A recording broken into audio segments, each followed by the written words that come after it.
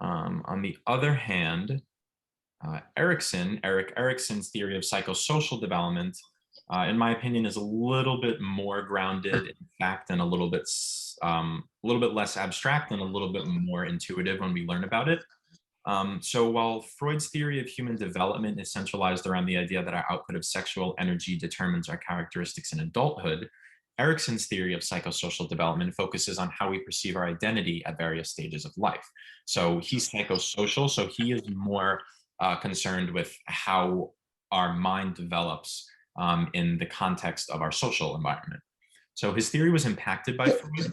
However, Erikson divides the life cycle into 8 stages in which every human will, in the same order, experience a set of conflicts. So a person can emerge from each stage either having strengthened their character with a new virtue, or they can leave it with a sense of inadequacy regarding that specific area of his or her personality. So 8 stages, there are going to be 2 combating concepts, and basically one is going to win. So you're either going to get the virtue from it, or you're going to end it with a sense of inadequacy, and you may not be able to move on to the next stage efficiently, or you may not be able to accomplish future stages effectively. So stage 1 is trust versus mistrust, and this is from about birth to 18 months. Newborn children must be completely dependent on their parents in this stage. So children who have caring and attentive parents will develop a sense of trust that should persist into adulthood. So children who have parents who prove to be inconsistent, uncaring, unsupportive, Erikson thinks that they may never fully develop a sense of trust throughout adulthood. So remember, this is from birth to 18 months. So the child is completely dependent on their parents. So Erikson believed that this had a really big impact about how we trust the outside world. So like I said, if you accomplish this stage correctly, if everything is correct in your environment such that you can form trusting relationships with your parents, you will achieve the virtue of hope. So throughout adulthood, you will be able to hope, you will be able to trust other people, and know that there are people in the world that are worthy of trust. If you don't, you'll just have a very mistrusting, very cynical outlook on life, and it's going to affect your relationships later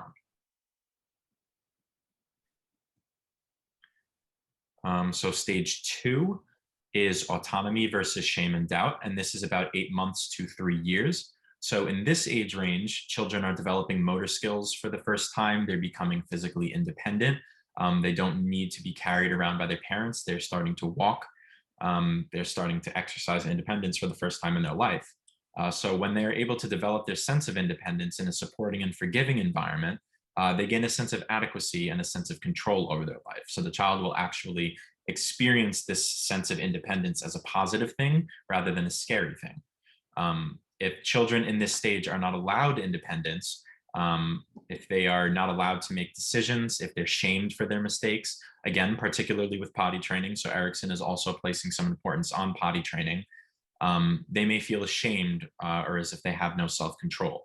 So whereas Freud really focused the potty training aspect more on how the parents enforce it, whether it's strict or lax, Erikson is saying it's really the consequences of what the child does. So we should let the child make their mistakes. We should correct their actions in a forgiving environment.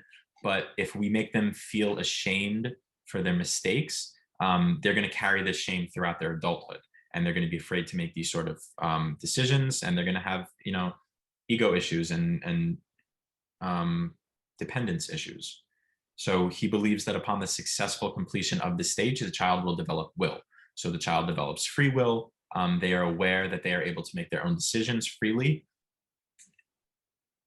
And they have to accomplish this stage successfully in order to develop that sense of will. So stage 3 is initiative versus guilt. And this brings us to about 3 to 5 years of age. So in this stage of life, children are in preschool and they enter other social environments for the first time, maybe clubs, other friends, and they have to learn to navigate these new social environments. So they're learning all of these new social cues, how to interact with other children, what's appropriate, what's inappropriate. So they're taking initiative for the first time. Children who successfully overcome this conflict will take initiative in their learning and their play with others. So they also may develop a sense of leadership. And this is a good thing. So in this stage, it's very important that the child doesn't feel scared to initiate relationships, that they don't feel scared to take on a sense of leadership, because there haven't been many opportunities in their life thus far for them to be able to develop that sense of leadership. And children who are punished for coming on too forceful, say in a kindergarten class, if they come on too forceful to another student, um, or the opposite, if they're not showing enough initiative in their play with the others, they may develop a strong sense of guilt, which could inhibit their initiativeness throughout adulthood. Um, yeah, so Erikson just believed that they should not be punished too strictly for not showing enough initiative or coming on too forceful, because they can develop that sense of guilt. So those who successfully learn to lead and play in their social circles will develop a sense of purpose. So they're learning for the first time how to fit into a social group. Um, and they learn these social structures and they learn their purpose inside the group. So if they're a leader, they can find purpose in that way. If they're supporting some other sort of activity, they find purpose in that way. But the virtue for this stage is purpose. So stage 4 is industry versus inferiority, and this is about 5 to 12 years. So this is school age children.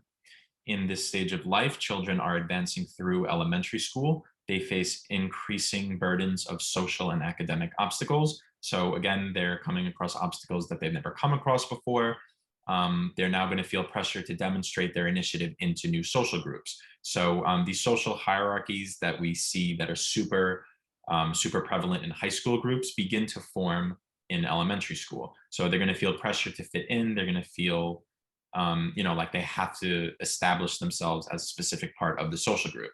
So if they can demonstrate their ability successfully and without ridicule, they feel a sense of industry. So an industrious person is someone who feels competent in their skills. They're industrious, they're able to accomplish.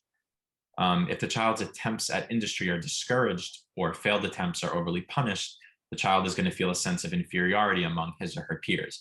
Because again, remember, they're now fitting into this new advanced social structure. So not only are they going to feel guilt about not being able to accomplish it themselves, they're going to now start to feel a sense of inferiority because they're looking at others and they're looking at themselves in relation to others. So that sense of inferiority is a threat for those who can't accomplish this, who can't overcome this conflict.